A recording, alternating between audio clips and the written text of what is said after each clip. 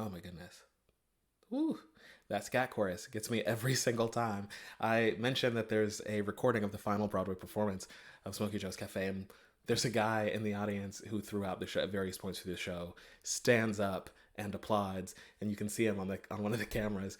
And when they get to that power chord at the end of their scat chorus, shaking the walls, I'm sure, it's like he's overcome. You see him stand up and just like clap over his head. He's just like overcome.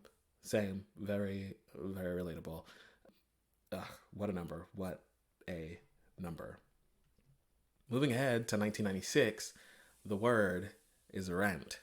Jonathan Larson's groundbreaking rock musical did pick up 4 Tony wins out of 10 nominations and the Pulitzer Prize for Drama. Listen, is Rent a perfect show? I don't think so, but something has to be said for how important Rent is to musical theater history and to Broadway history. You don't get to Hamilton, you don't get to Next to Normal, you don't get to Dear Evan Hansen, you don't get to Six without Rent. It changed the way that we tell stories on stage, and changed what kind of show was seen on Broadway. And I think that that deserves a lot of respect. Yeah, and obviously, the show was a gigantic hit, and they set up shop at the Nederlander Theater for almost 12 years and 5,123 performances. And that's a lot of performances, y'all. The show also marked the Broadway debut and first Tony nomination for another personal favorite, Idina Menzel. She's been nominated 3 times total, and she won once in 2004 for Wicked.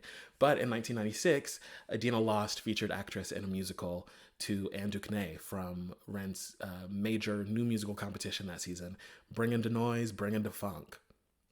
Rent's score has a lot of hits. The hits in that score keep coming. And this is one of the biggest. Idina Menzel and Freddie Walker joined forces on Take Me or Leave Me.